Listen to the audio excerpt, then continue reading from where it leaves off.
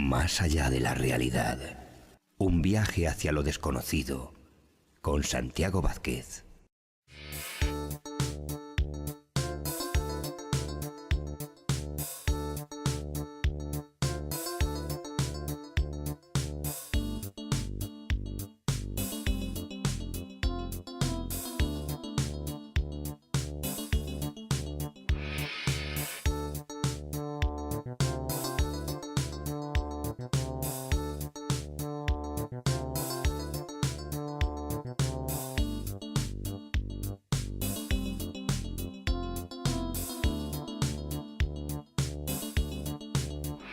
Señoras y señores, muy buenas noches. Desde aquí, desde Madrid, España, para toda España y desde España para todo el mundo. Buenas noches, buenos días, buenas tardes o buena madrugada. Depende de donde usted se encuentre en este momento. Les damos la bienvenida al segundo programa de Más allá de la realidad en televisión. Y como vamos a hacer en las presentaciones, quiero contarles algo. Quiero contarles esta noche una historia muy especial. ¿Ustedes alguna vez se han preguntado si somos egoístas? Si pensamos únicamente en nosotros, si verdaderamente nos preocupamos por los demás, por sus necesidades, por las cosas que necesitan. Voy a contarles una muy breve historia. Una historia real, totalmente real, de hace unos años. Un amigo iba paseando por la calle en determinada ciudad, concretamente en Valencia, y cuál es su sorpresa que paseando, mirando hacia el suelo, se encuentra con un billete de 10.000 pesetas. ¿Lo recuerdan ustedes? ¿Recuerdan ustedes aquellos billetes que eran como azulados? Billetes de 10.000 pesetas. Estaba allí tirado en el suelo. Lógicamente lo cogió, evidentemente. Fue a por su novia, se fue a su casa, la recogió, se montaron en el coche, rumbo a otra localidad. Pero en el casco urbano, a mano derecha, prácticamente saliendo de la ciudad, se dieron cuenta de que había un vertedero y este querido amigo giró, me decía, instintivamente, no sé por qué razón, giré mi cabeza hacia la derecha, hacia la ventanilla del copiloto. Y allí me encontré visualmente con la imagen devastadora de montones y montones de basura y un pobre hombre con una barba más abajo del estómago, con el pelo larguísimo, sucio. Llevaba el billete de 10.000 pesetas, que no sabía muy bien en qué gastárselo, porque él me contaba que su situación económica por entonces era una situación realmente buena. No le hacía falta, por tanto. Instintivamente frenó, giró a la derecha y su novio le preguntó que a dónde iba. Y le dijo, voy a ver a ese hombre. Se metió en el vertedero. Aquel hombre, sinceramente se lo digo, y aquí entra el aspecto paranormal, porque esto tiene una enseñanza. Aquel hombre, yo sinceramente no sé si era un ser humano real o era, ¿por qué no?, desde el punto de vista fenomenológico de la parapsicología, existen las materializaciones. Él me decía, me recordaba muchísimo a Jesús de Nazaret, su aspecto, pelo largo, barba, si bien descuidado, muy sucio. Aquel hombre no soltó ni una sola palabra, no habló nada, no dijo nada, pero dijo mucho. Lo dijo con la mirada. Estaba buscando comida, porque no tenía absolutamente ni una peseta de las de entonces, que las echamos de menos, yo por lo menos. No tenía nada. Las ropas harapientas que llevaba, la suciedad que tenía su cuerpo, esa barba deshilachada, larga, esas greñas, esas grejas. Y este noble y honestísimo amigo se metió la mano en el bolsillo y aquel billete que había encontrado en la calle se lo dio. Le dijo, toma, esto es para ti. Esto es para ti, para que comas, para que puedas dormir esta noche y mañana en un hostal. Aquel hombre me decía, mi amigo, aparición fantasmal materializada o no, ser humano real o no, le dijo todo con la mirada. Él me decía que jamás había visto una mirada como la de aquel hombre.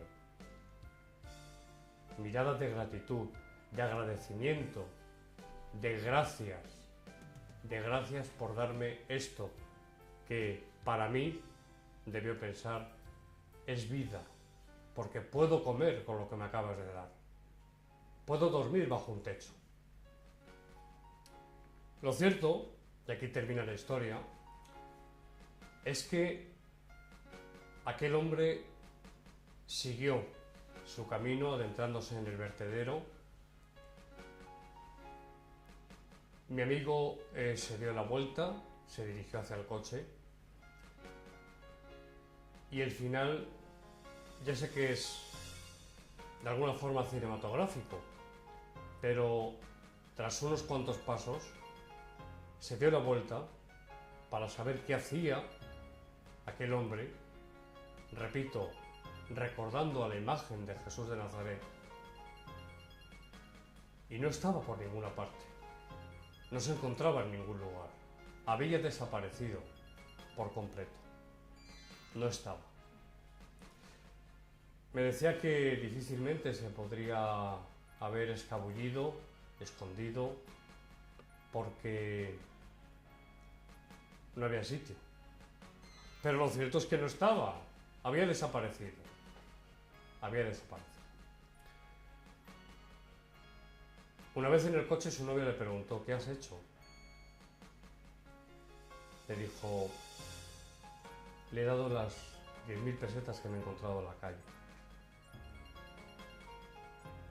Su novia no dijo nada. Pero no le hizo gracia. Esto me decía él. No le hizo gracia, no le gustó. Y este es el mensaje, amigos, de hoy. El mensaje que en esta presentación, en la que de alguna forma, contándoles historias, relatos, haciendo comparaciones como en el primer programa, que por cierto, hubo un fenómeno que contaremos, de la Biblia Nácar Colunga que se cayó y se quedó el libro del exorcista de pie, hablaremos de ello. Vivimos para nosotros, este es el mensaje.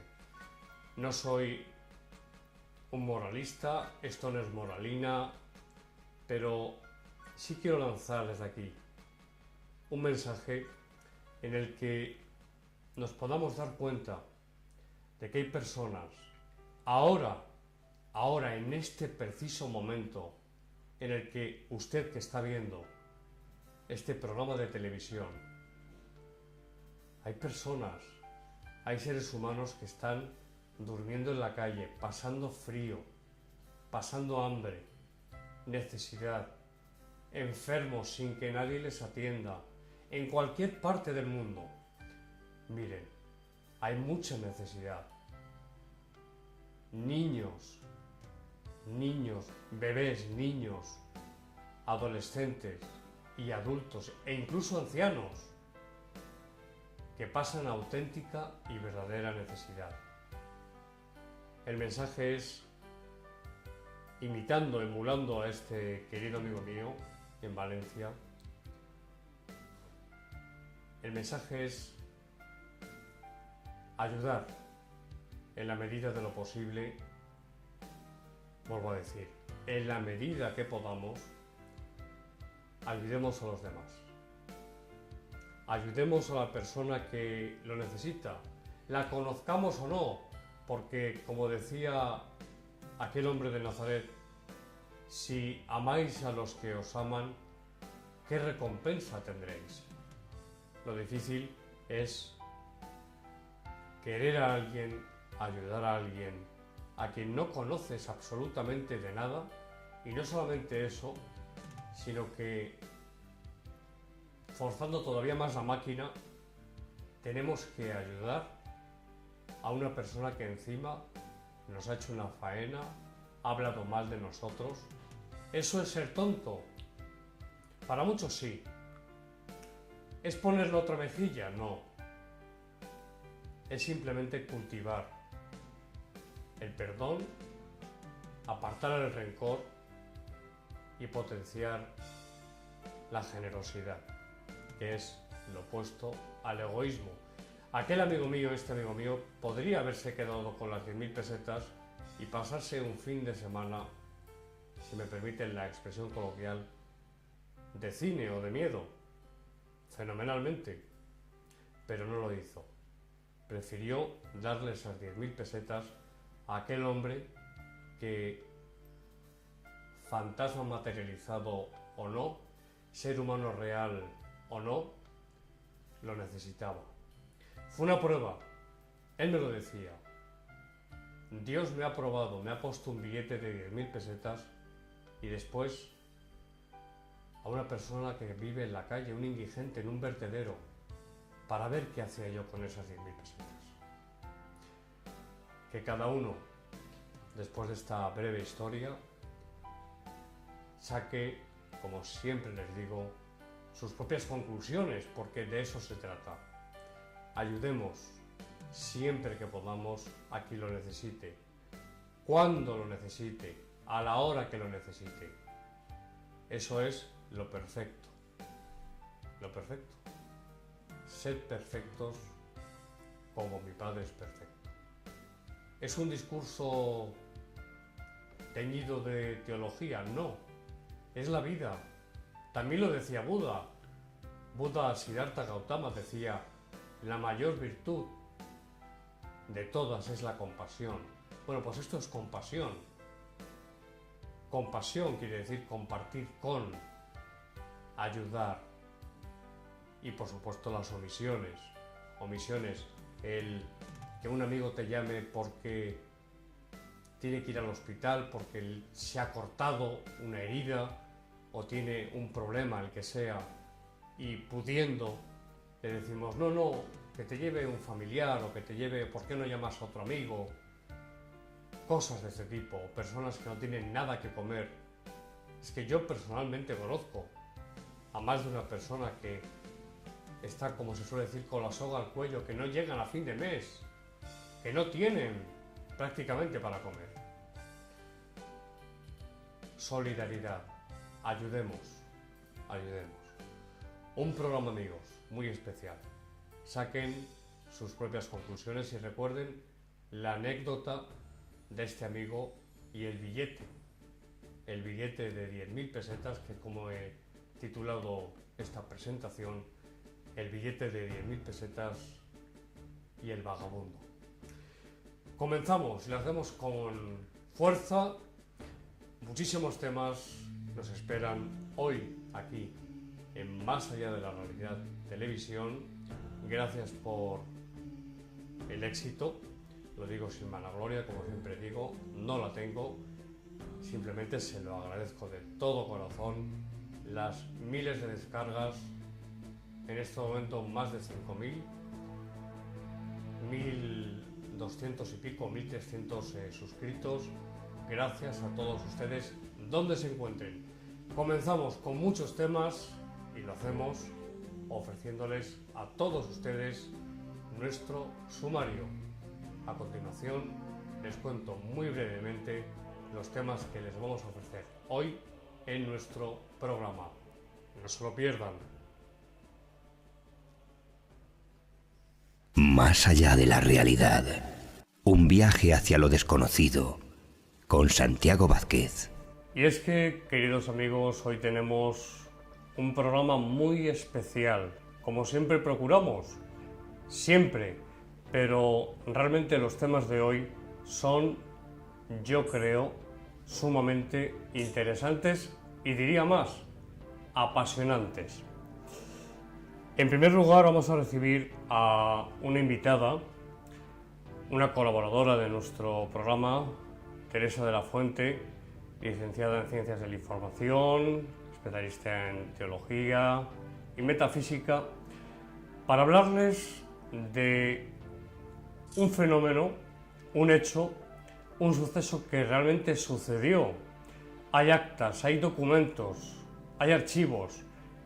Ese suceso ocurrió realmente. Es un milagro. ¿Cree usted de los milagros? El milagro del cojo de Calanda. Una pierna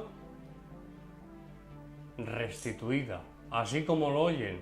¿Se lo creen? ¿No se lo creen? Vamos a hablar con nuestra invitada, que en una entrevista sumamente interesante nos va a contar todos los pormenores de dicho caso, expediente, podríamos decir, cojo de Calanda, porque es un caso único en la historia de la humanidad. No ha ocurrido absolutamente nunca. Como no, tendremos con Elena Enciso, tendremos nuestra sección El significado de los sueños. Hoy con dos sueños realmente muy interesantes, como siempre procuramos también, interesantísimos. Un sueño que tiene que ver, por una parte, con, posiblemente, siempre desde las hipótesis, con una supuesta reencarnación que se manifiesta a través de un sueño, y por otra parte, sencillamente, una segunda interpretación que es meramente onírica. Y como segundo sueño, le preguntamos a Elena Enciso. Ustedes se lo habrán preguntado alguna vez. ¿Qué significa soñar que somos perseguidos por un animal salvaje?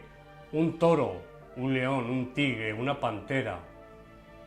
En definitiva, un sueño muy angustioso, muy angustiante, que de ambas formas se puede decir, y que alguna vez todos hemos soñado con ello. ¿Qué significa? Elena nos lo va a contar. En el primer programa de Más allá de la realidad televisión, el primero, hace 15 días, sucedió algo que no sé si muchos de ustedes o algunos de ustedes se dieron cuenta. Fue la presentación del programa. Yo estaba hablando del demonio, del libro del exorcista, de Peter William Blatty, y en un momento determinado vamos a ver todas las imágenes y lo vamos a explicar, vamos a recuperar esos fragmentos.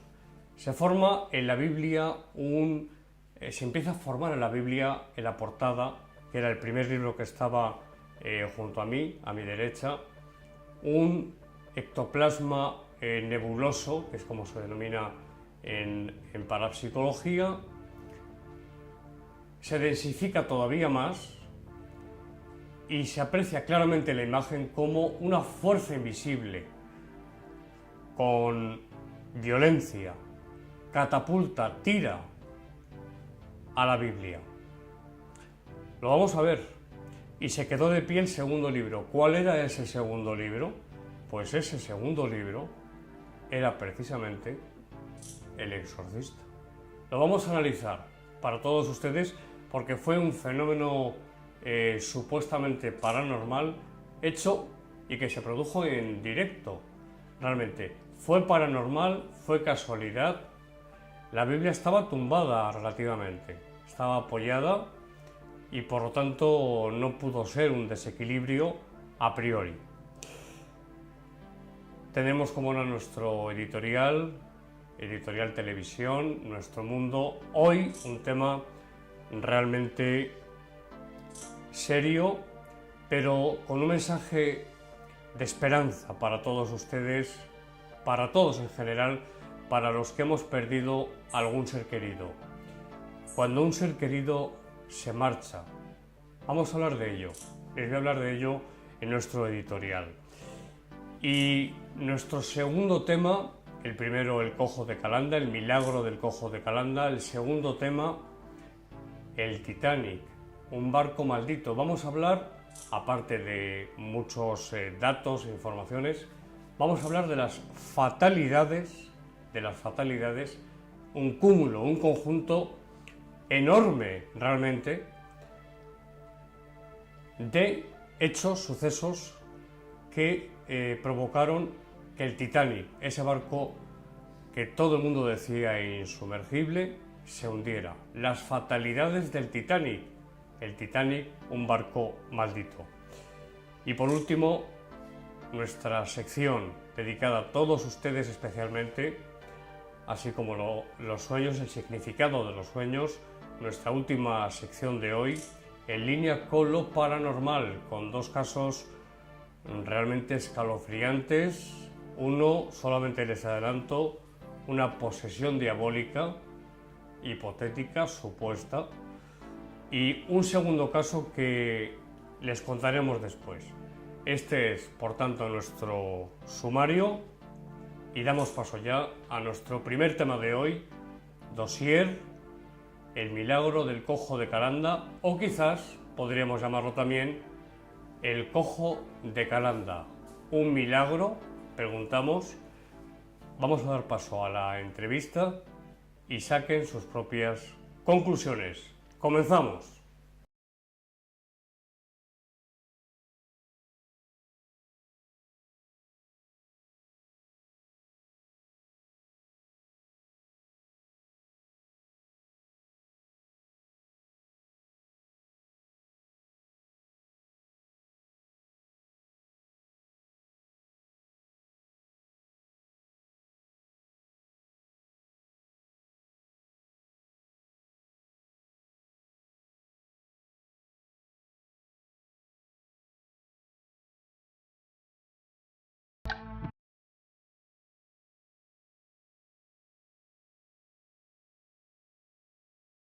Más allá de la realidad, con Santiago Vázquez.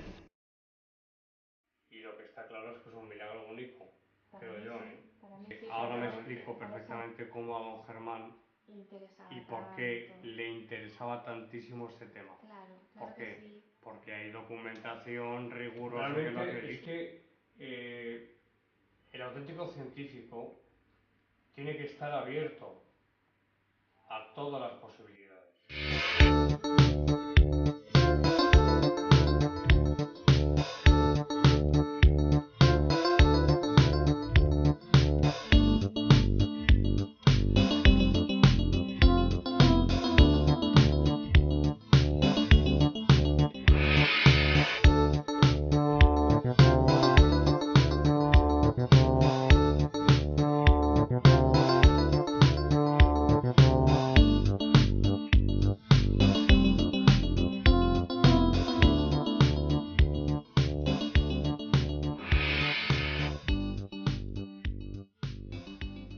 Y ahora, si me permiten, voy a leerles un documento muy especial y que ha pasado a la historia. Ahora les explicaré. El documento dice así: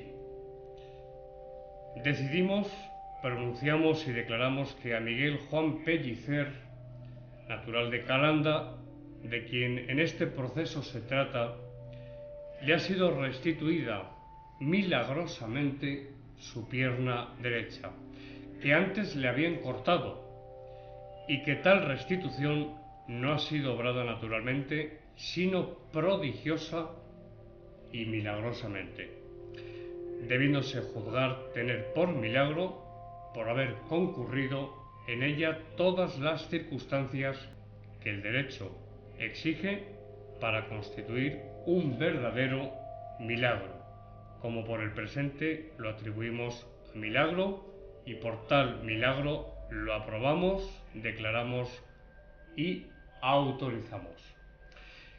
Esta es la sentencia de la declaración formal del milagro del cojo de Calanda, conocido por muchos de todos ustedes, por parte del arzobispado de Zaragoza, don Pedro de Apaolaza, arzobispo de Zaragoza, dictada el 27 de abril de 1641. Nos remontamos hace tampoco demasiado tiempo.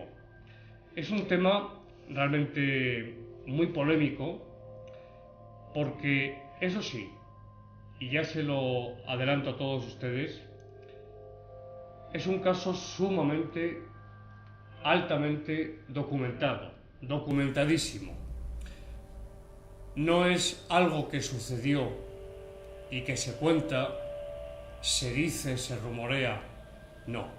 Nos encontramos con un verdadero expediente real que uno puede calificar de paranormal, sobrenatural, metafísico, como cada uno de todos ustedes lo quiera calificar.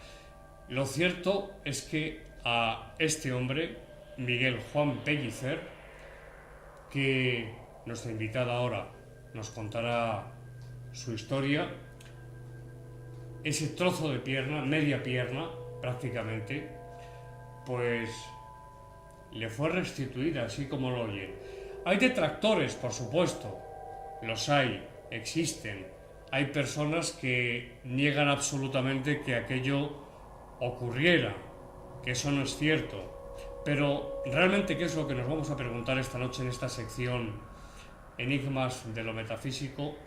Vamos a preguntarnos si realmente el cojo de Calanda, lo que le ocurrió a Juan Miguel Juan Pellicer, fue realmente un milagro o no.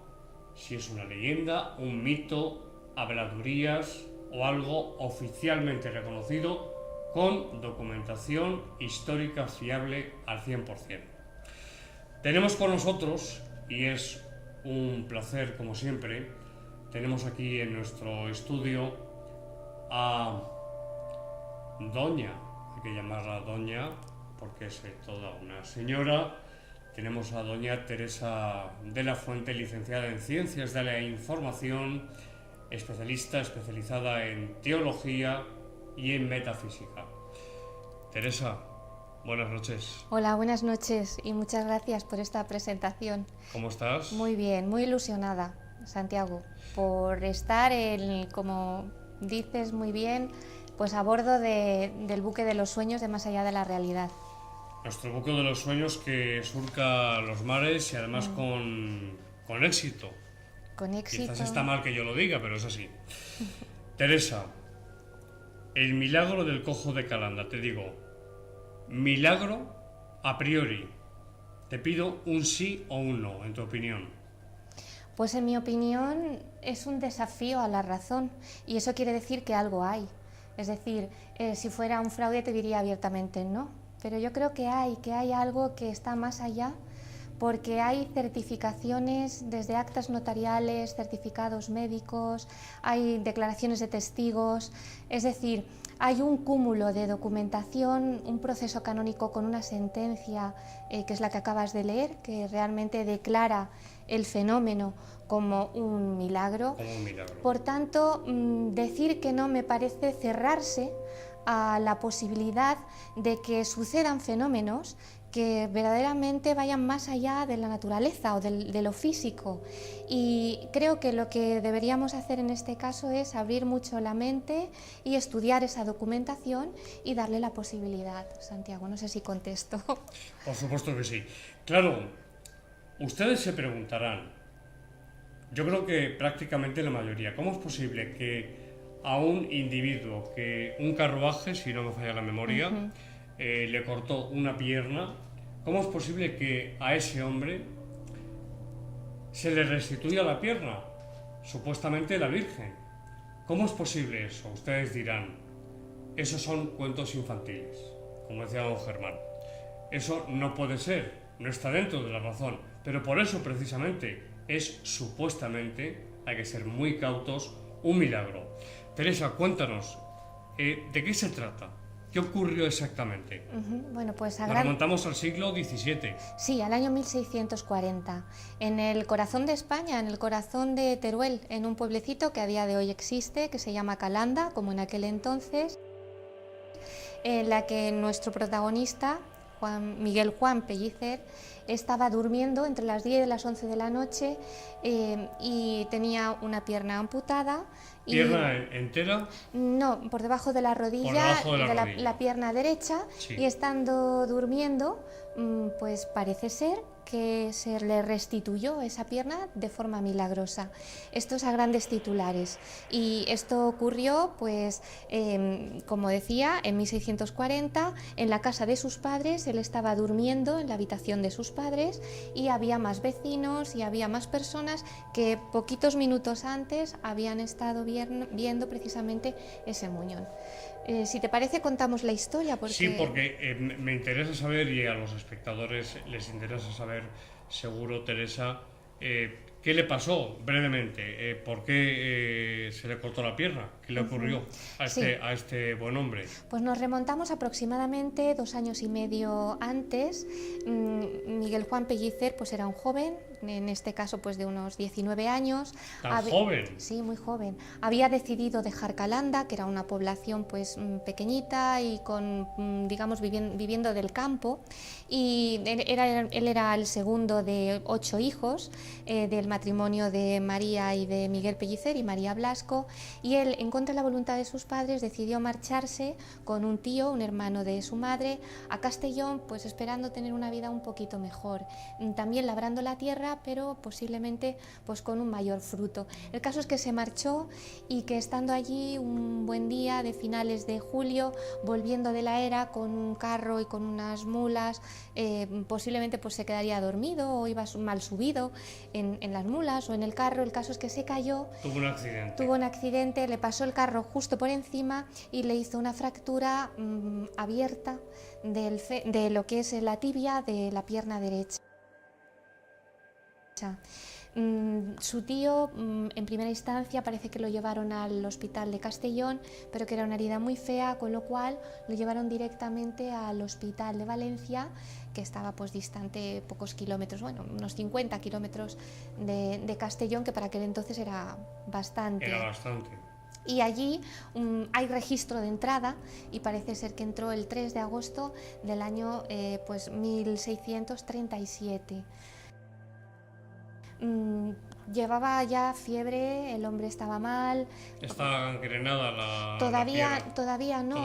Intentaron curarla, pero no fue posible, y en vista de lo cual, transcurridos 5 días, parece ser que salió. Digo que parece ser porque no hay un acta de salida del hospital.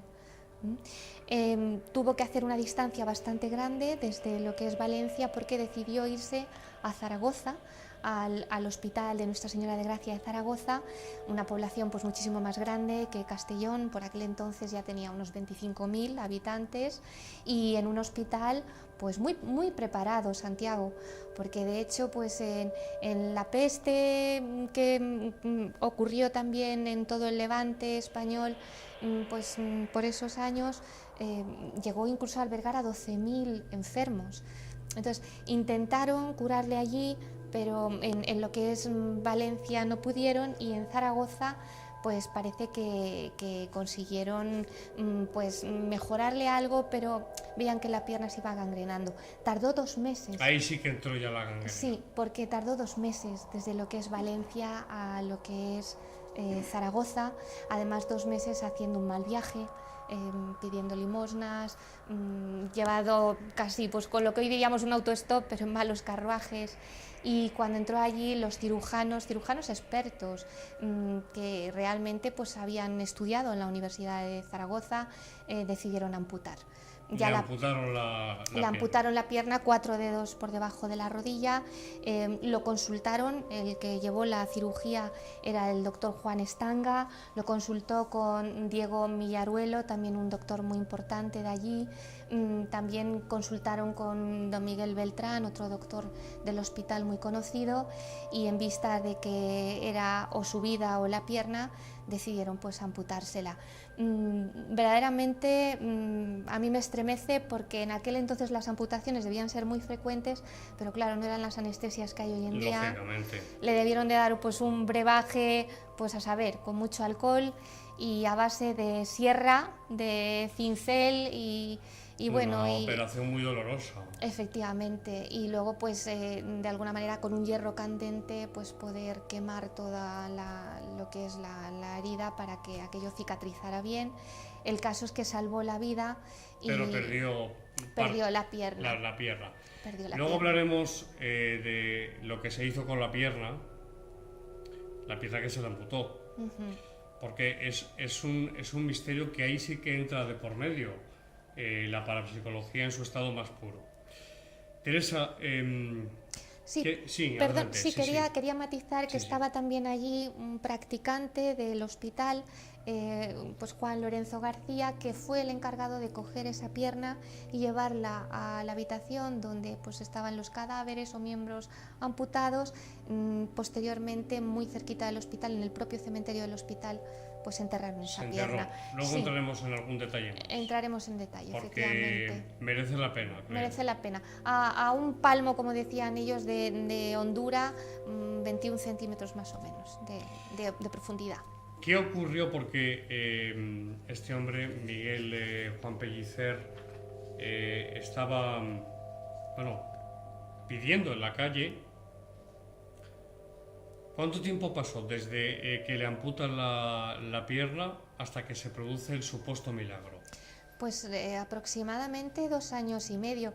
Es muy curioso porque hay personas que pueden decir, bueno, esto es una leyenda, ni siquiera es seguro. No, pero es que hay documentos históricos fehacientes que lo acreditan. Totalmente. Es que esto es lo interesante. Y totalmente. Además, es verdaderamente este hombre existió. Si buscamos en los libros parroquiales de Calanda está su partida de bautismo en el año 1617.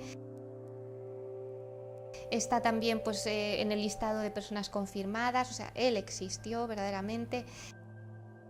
Si podemos seguir esa trazabilidad histórica de su biografía, porque curiosamente pues él vivía de pedir limosna, escuchaba misa allí en la Basílica del Pilar de Zaragoza.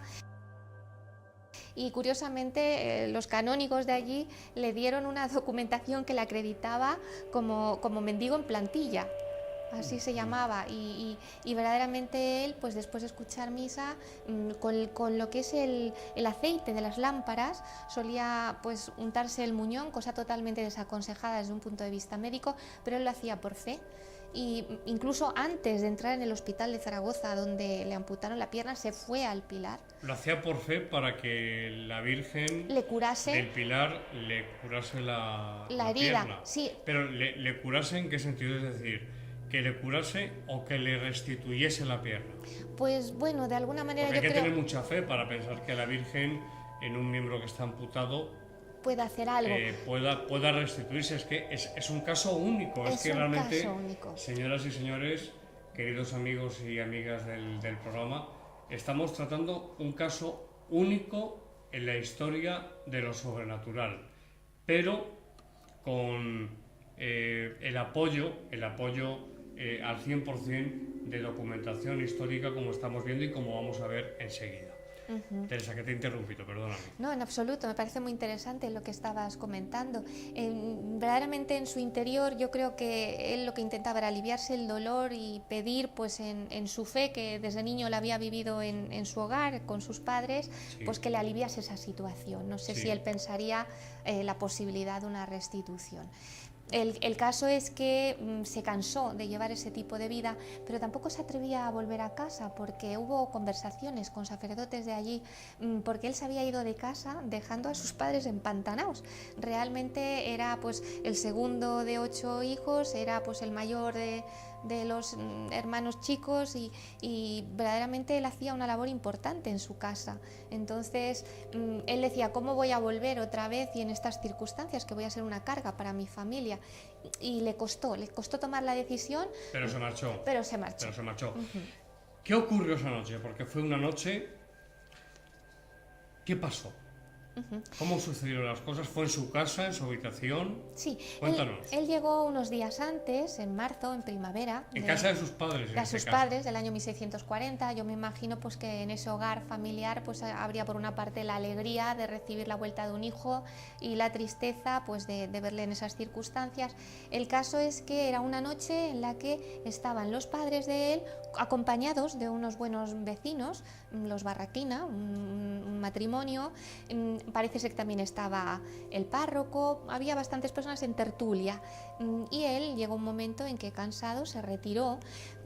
Digamos, ¿por qué no dormía en su habitación? Pues porque había un soldado de caballería durmiendo en la habitación de Miguel Juan Pellicer.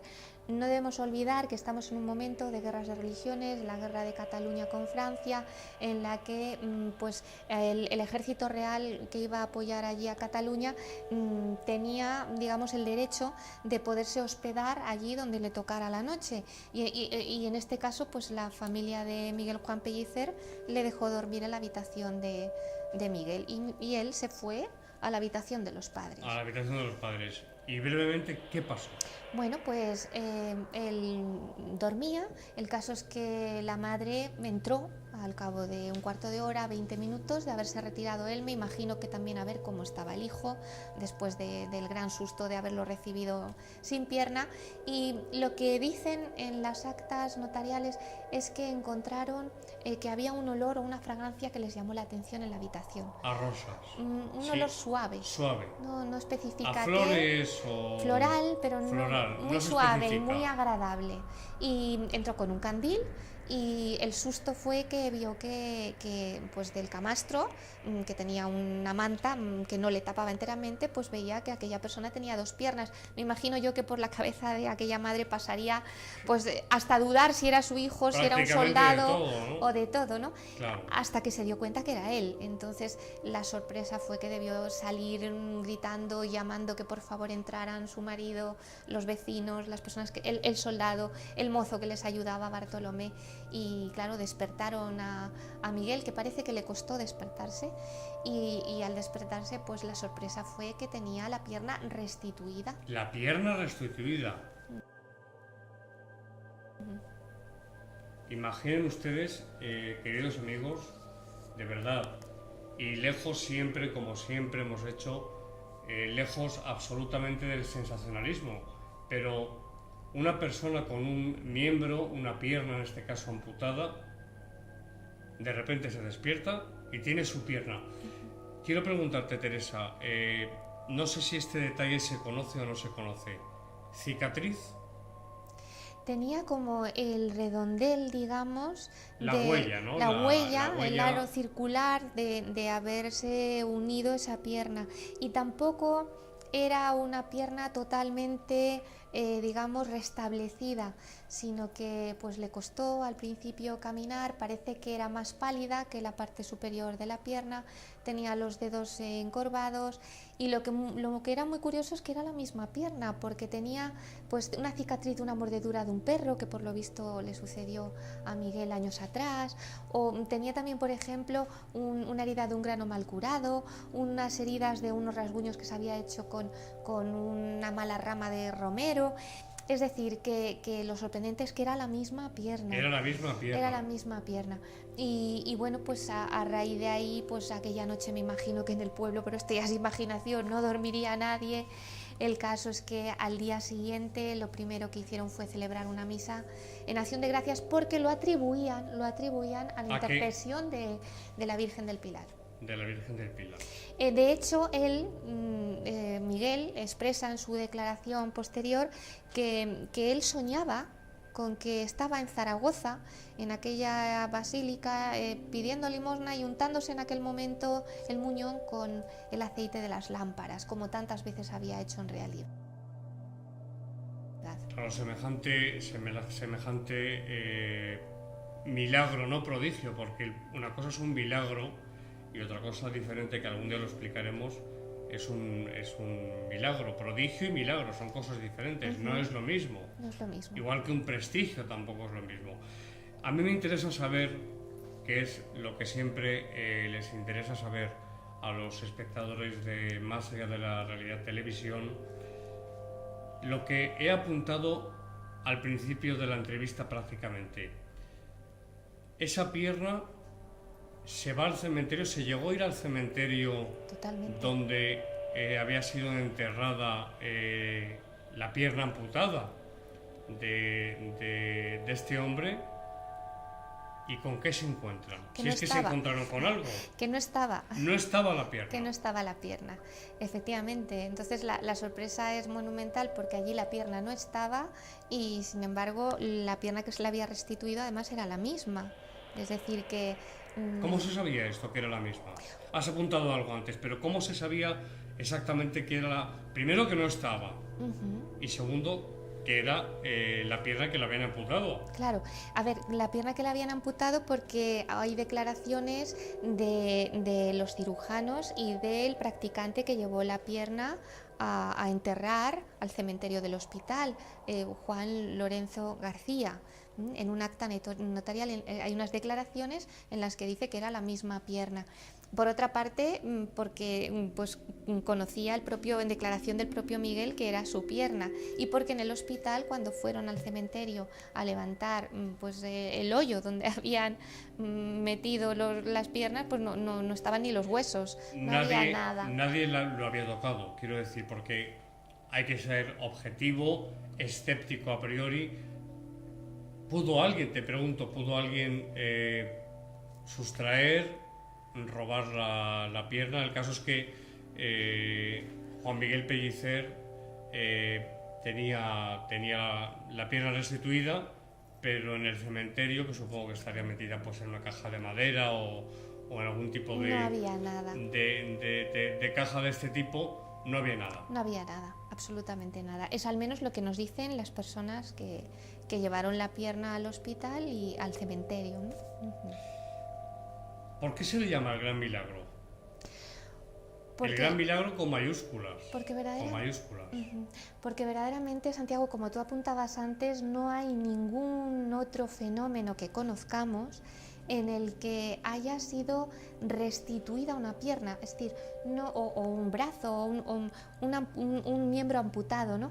No es que, por ejemplo, pues recuerdo en la narración del Nuevo Testamento, en el prendimiento de Jesús de Nazaret, que pues se narra que Pedro sacó la espada y cortó con la espada la oreja de uno de los criados, Malco, y que entonces está narrado que Jesús de Nazaret volvió a colocar la oreja y le curó la herida, quedando la oreja nuevamente adherida a la cabeza de Malco. Cosa que muchos de nuestros espectadores, y con lógica, pueden pensar que es una fabulación, ¿no? Bueno, lo que quiero decir es que no hay ninguna narración de que un miembro que ya pues se haya podrido, que ya se haya deshecho, sea restituido. Esto es lo importante. Es realmente pues un hecho totalmente pues inédito, no. Esto es lo importante. Claro. No existe en la historia de la humanidad. No. Ningún caso que se conozca, ningún caso parecido, ni siquiera de lejos. No, a ver, hay algunas narraciones que podemos y menos también... con este tipo de documentación tan fehaciente. Claro, es que digamos que el quid de la cuestión está en la documentación, claro, porque claro. Ahora vamos a hablar de ella. Por ejemplo, pues sí que en la geografía hay un hecho de que San Juan Damasceno pues digamos que restituyó una mano amputada, hizo el milagro de unir la mano amputada con el antebrazo. Pero no estamos hablando de un miembro que ha sido cercenado y que en ese momento, digamos, se vuelve a acoplar al organismo, sino que estamos hablando de un miembro que ha desaparecido ya. Es casi, digamos, un milagro de resurrección de la carne, por decirlo de alguna manera, hablando desde el punto de vista de la teología. Por eso realmente es un suceso que es un imposible para la razón, porque lo tenemos documentado, vuelvo a decir, si no, pues diríamos puro fraude o pura leyenda, y aquí se cerró todo. Vamos ahí. ¿Qué documentación histórica, qué documentos históricos fehacientes, rigurosos, fiables al 100% disponemos hoy en día, prácticamente en 2015, respecto al milagro del cojo de Calanda? Bueno, pues por de pronto hay un acta notarial del notario de un pueblo vecino, Mazaleón, a unos 50 kilómetros, que pues al cabo de muy pocos días, el 2 de abril, se presentó con el párroco del pueblo de Mazaleón y levantó un acta notarial. La otra cara del misterio. Más allá de la realidad. Con Santiago Vázquez. Tenían que pasar por Mazaleón, pues posiblemente la noticia volara, y fue entonces cuando el párroco Marcos Seguel pues dijo al notario de Mazaleón, don Miguel Andreu, el por qué no vamos y vamos a observar qué es y a levantar un acta de lo que está pasando allí. Efectivamente. Entonces esto es un documento importante, y cuando ya pues el notario llegó allí, observó, tomó declaración a Miguel Pellicer, y ya pues hay una observación curiosa, y aquí es ya donde a veces hay luces y sombras, y digamos que más por la parte de los detractores podemos hablar de una sombra, ¿no? Explican que vio don Miguel Andreu que la pierna era más oscura en la parte superior de la pierna y no tanto en la parte que se había restituido.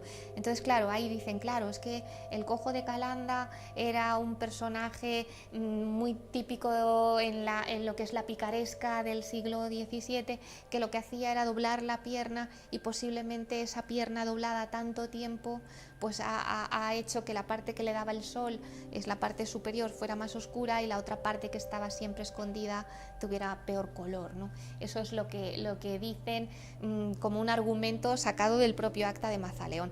Pero aquí hay que decir que, bueno, las declaraciones de Miguel Pellicer son que estuvo enseñando el muñón en aquella reunión familiar y de vecinos, porque acababa de llegar al pueblo hacía poco y la gente quería saber qué le ha pasado, y le dolía, y se quitó lo que era la pierna de palo, y ahí pues vieron todos que tenía un muñón. Es decir, descartado el fraude por completo. Así es, ¿no? Sí, así es. Así es. Sí, luego hay otro, digamos, otro documento importantísimo, que es un proceso canónico. Te iba a preguntar precisamente si la noticia llegó al Vaticano.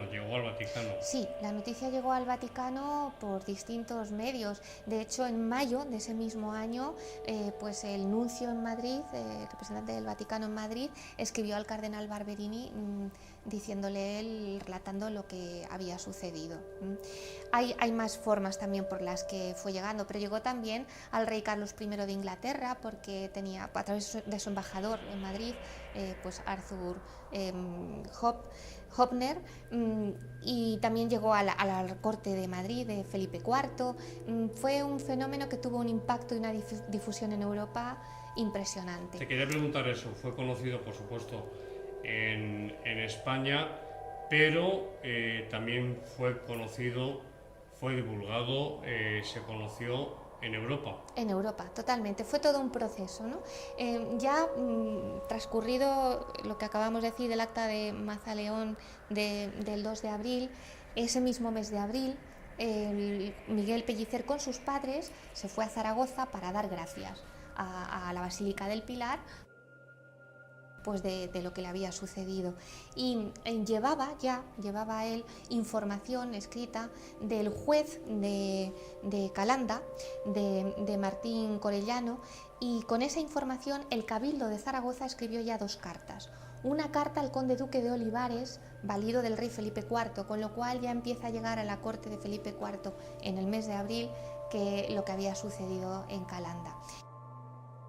y por otra parte al protonotario del Consejo de Aragón, Jerónimo de Villanueva, con lo cual pues también está llegando a un entorno civil importante, que también a través de Jerónimo de Villanueva será quien acompaña luego a Miguel Pellicer a la corte, junto con pues el arcediano, se dice, del Aseo de Zaragoza, de la otra, digamos, basílica de Zaragoza, y llega por tanto también a Felipe IV a través del protonotario también, ¿no? Como nos está contando Teresa de la Fuente, queridos amigos y amigas, estamos verdaderamente ante un fenómeno sin precedentes. A mí personalmente, Teresa, es un tema que me interesa y me impresiona. Muchísimo. Porque desafía por completo a la razón. Totalmente. ¿Cómo es posible? Yo hago aquí un inciso, si me permites, hablando ahora desde el punto de vista filosófico, teológico, también metafísico. ¿Cómo es posible que una pierna, algo material, algo físico, algo tangible, enterrado, se vuelva a restituir en el mismo lugar donde fue cortado? Yo dejo la pregunta ahí. Dejo la pregunta ahí, queridos amigos, para que todos ustedes tengan su propia opinión, que en definitiva es de lo que se trata. Que todos ustedes opinen, escuchen a Teresa de la Fuente, toda la información, el raudal de información que está aportándonos, y que al final de esta conversación tengan su propia opinión. Teresa, ¿algún médico investigó el fenómeno? Sí. En 1642, o sea, poquito también después, hubo un médico alemán, Pedro Neurath, que verdaderamente se desplazó hasta Zaragoza, investigó con la documentación que había y escribió un artículo de 900 palabras, 6 páginas, que después se tradujo al alemán, al francés, al holandés y también al latín, y ahí pues también se difundió a través del conde de Peñaranda en Münster, y al final pues se va extendiendo, digamos, el relato del milagro pues por toda Europa, ¿no? ¿Y cuál fue su conclusión después de la investigación como médico supongo que acreditado y de renombre, ¿no? ¿Cuál fue su conclusión final? Pues fue totalmente a favor de que desafiaba la razón, o sea, y las leyes de la naturaleza, que se había producido un fenómeno que era cierto con la documentación que tenía en mano y que desafiaba pues todo lo que pueda ser verosímil desde el punto de vista racional. Ese fue el veredicto de la medicina. De la medicina. La noticia llega al rey de Inglaterra, Carlos I. Teresa, sí. Cuéntanos. Sí, bueno, llega a través del embajador de Inglaterra en Madrid, Arthur Hopton, que estaba presente cuando pues Miguel Pellicer vino a la corte invitado por Felipe IV para pues ver realmente y escuchar por parte de Felipe IV de primera mano qué es lo que había sucedido. Y llegó también al rey Carlos I. Llegó también a un empirista, filósofo pues inglés importantísimo, que es David Hume, que él pues racionalmente lo descartaba totalmente, porque no podía admitir que pudieran existir milagros que desafiaran las fuerzas físicas de la naturaleza, ¿no? Entonces, filosóficamente hablando... Esto, dentro de la filosofía, trasladándolo al ámbito de la ciencia, es un cientificismo absoluto dentro de la filosofía, es decir, claro. ante hechos demostrados no caben argumentos. Claro. Es decir, rechazar una serie de documentación histórica, como hemos dicho, al 100% fiable y rigurosísima, que Hume descartara porque sí, a pesar de toda la información y documentación existente del fenómeno, sí. Me parece un patinazo, sinceramente, en un personaje tan ilustre como Hume, ¿no? Claro, padre del empirismo también, hay que decirlo, ¿no? Y por tanto de la ciencia positiva. Pero aunque uno sea empirista, pienso personalmente que debe estar abierto a todas las posibilidades, ¿no? Igual que cualquier científico debe estar abierto, porque si está cerrado caemos en el cientificismo, ¿no? Claro. Además, para cuando llegó ya la noticia, digamos que ya se había producido la sentencia que hemos hablado. O sea, además del acta de Mazaleón, ese acta notarial tan importante, está el procedimiento canónico, que es determinante. De hecho, pues en mayo de 1640, el milagro se había producido el 29 de marzo, pues después de la visita de los padres en abril y de Miguel a Zaragoza para dar gracias ante la Basílica del Pilar, ya el propio cabildo, el alcalde de Zaragoza, junto con pues, su representación de jueces e incluso de la universidad y miembros del Consejo de la Villa, lo que hacen es solicitar al arzobispado que se inicie un procedimiento canónico para pues realmente estudiar el fenómeno. Y entonces el arzobispo accede, se inicia ese 5 de junio de 1640, son 10 meses de profunda investigación. Recientemente se hace lo que son tomar declaraciones a los testigos, 25 testigos son llamados a declarar. Eso lo quería preguntarte. ¿Quiénes declararon? Pues de todo, hay de todo. Están, por una parte, creo recordar que son 5 personas del ámbito médico, donde están pues desde los cirujanos que le operaron, Juan Estanga, Diego Millaruelo, están también 2 cirujanos que vivían en Calanda, Josep Nebot y Juan de Rivera. Están también, aparte del ámbito, el practicante que llevó la pierna, Juan Lorenzo García.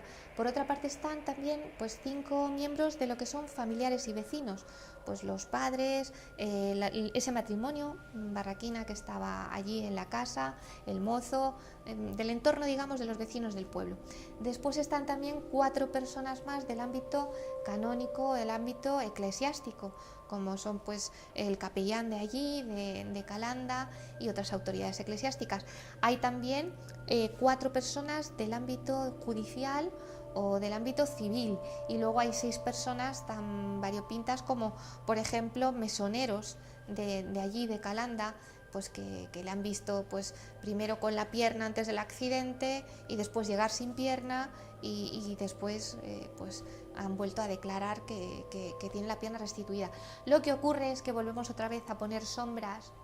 En aquella época... El caso perfecto no existe. El caso perfecto no existe. Que el caso perfecto no existe. Y en aquella época, lógicamente, estaba menos documentada la identidad de una persona, ¿no? Entonces, quienes han... Pero no hablamos de falsificación. No, simplemente que esos 25 testimonios, pues según, digamos, los más detractores, dicen que solamente hay 2 que dicen asegurar al máximo que se trataba de la misma persona, ¿no? Y que los otros, digamos, pues no llegan a decir verdaderamente era él, sino, hombre, pues sí creo que es él, que es la persona a la que operé, sí creo que... Bueno, dejémoslo ahí. Realmente pensar que pues 23 personas mienten de distintos ámbitos es muy fuerte, ¿no? Aparte de toda la información que nos has aportado, ¿cuál fue la conclusión, brevemente, Teresa, de ese procedimiento canónico? Pues fue totalmente un veredicto a favor del milagro por parte del arzobispado de Zaragoza, y además fue muy bien acogido en Zaragoza. Hubo fiestas, fuegos de artificio, fue una declaración muy bien acogida también por la población, y tuvo muchísimo impacto. La sentencia es la que he leído antes, ¿no? La sentencia es la que has leído antes. Al principio de esta entrevista. Sí.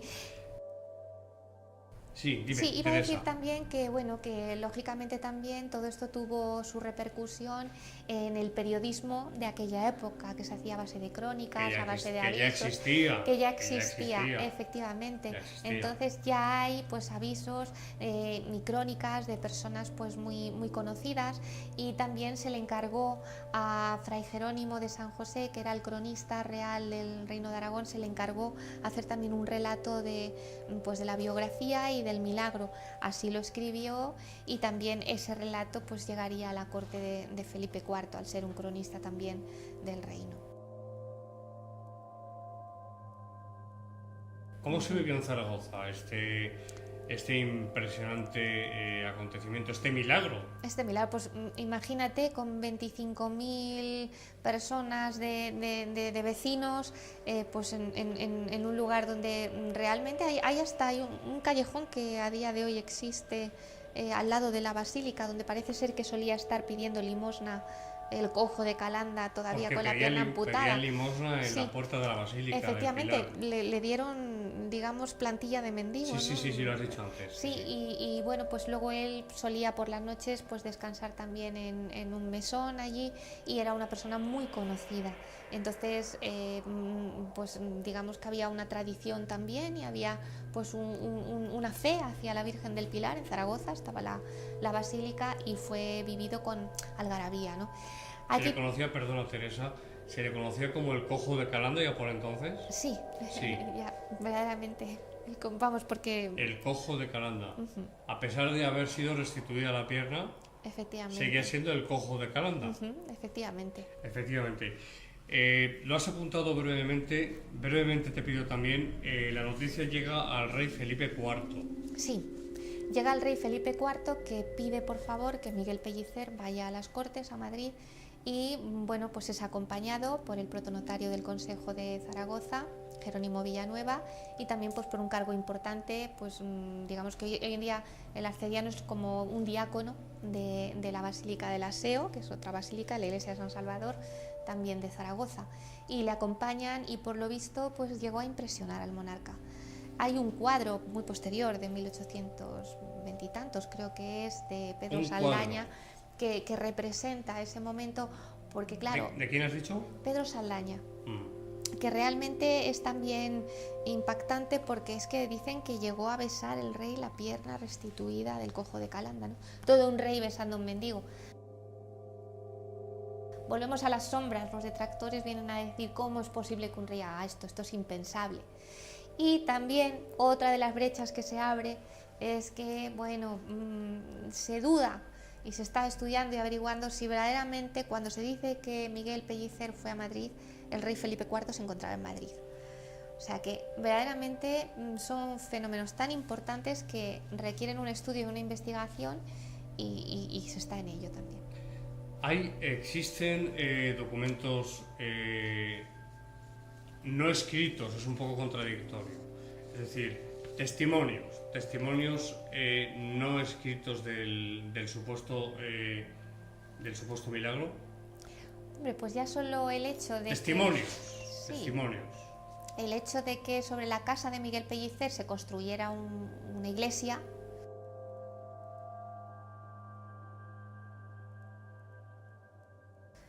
pues está diciendo que... Eso no lo sabía yo. Sí, o sea, hoy en día... hay una iglesia. Sí, es la iglesia del Pilar, es decir, hoy en día todos, pues quien quiera visitar, porque realmente por nuestra parte tenemos que ir, Santiago.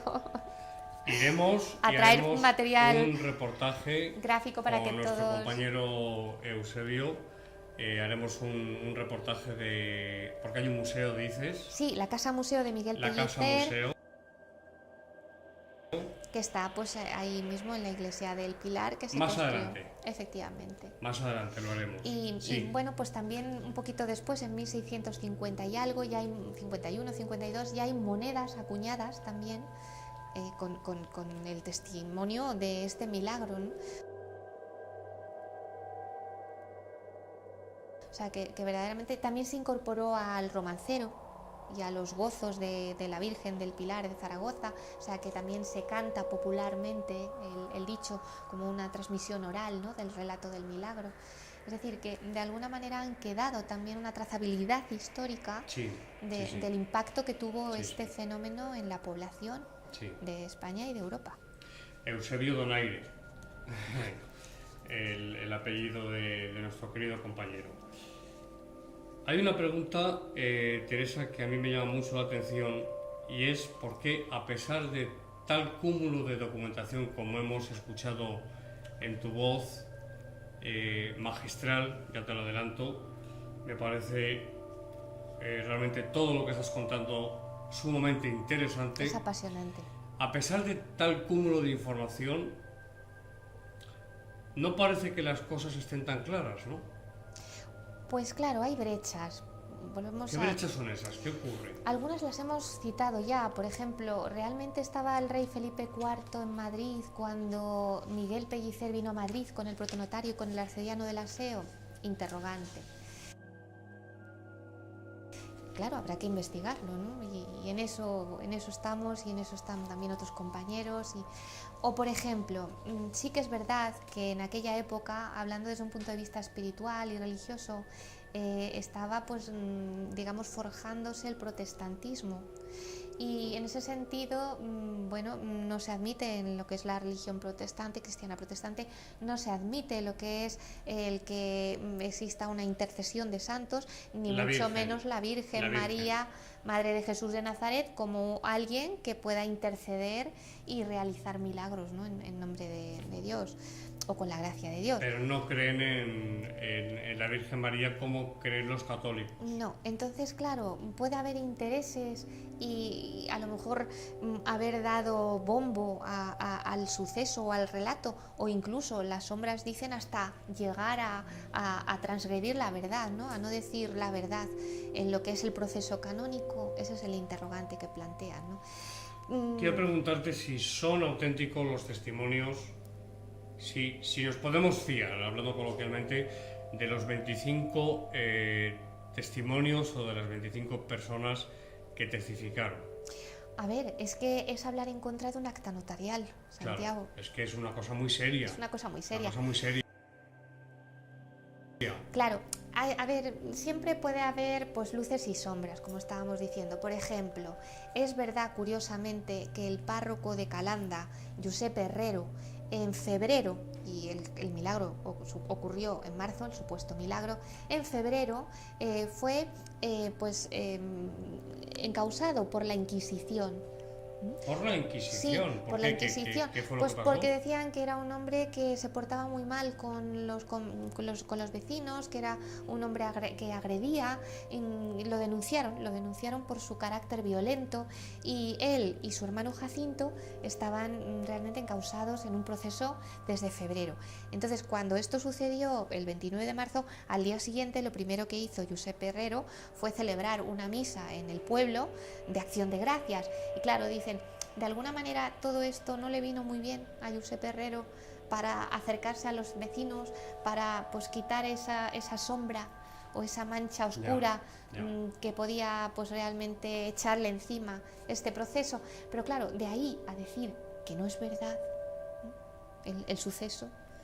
Claro, es que hay 25 testigos, documentos, archivos, actas, tal y como nos has explicado. Y luego también ocurre otra cosa que es curiosa, ¿no? Que parece ser que, no sé si es una leyenda negra o tiene realmente visos de lo que sucedió con la vida de Miguel Pellicer después de este fenómeno. Ese es un tema muy interesante, y yo diría, Teresa, que incluso, señoras y señores, triste y por otra parte, incomprensible.